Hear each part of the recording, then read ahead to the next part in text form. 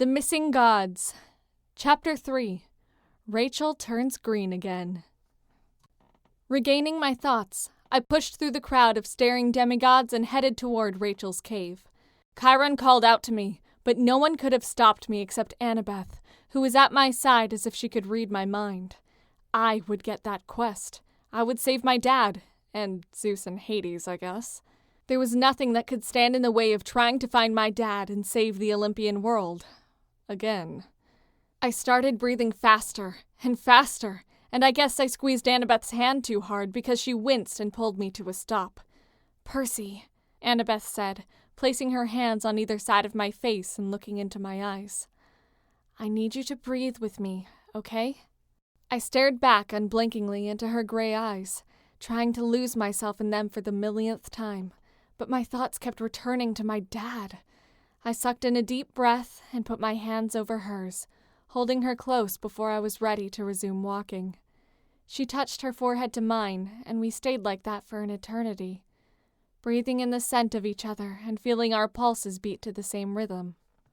"Okay, I'm ready," I said after a few minutes, both dreading and anticipating what another quest would do to us after everything we'd already been through.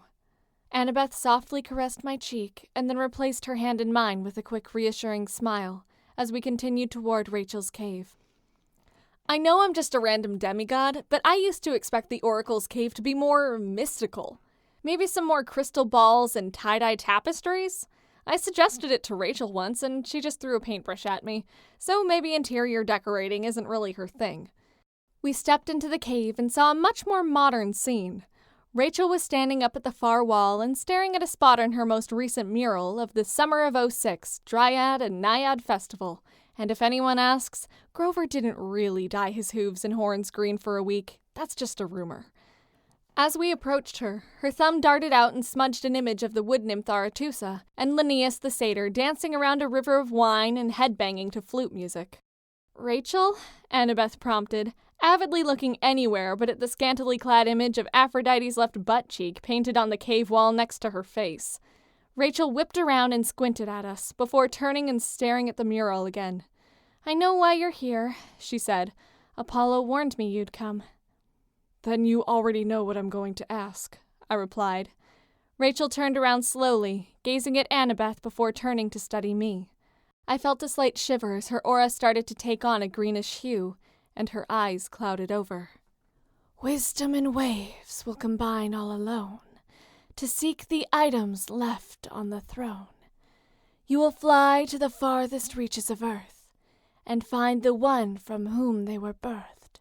The planets will shift as you fail together to come home alive while one dies forever." Rachel blinked a few times and then stared at us in shock. "One dies forever?" Annabeth started saying as I cut her off with a scared look. "Listen, Rachel," I pleaded.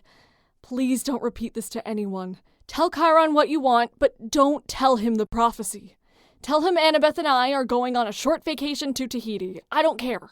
She nodded at my words, probably not trusting herself to speak, and hugged each of us before wishing us good luck.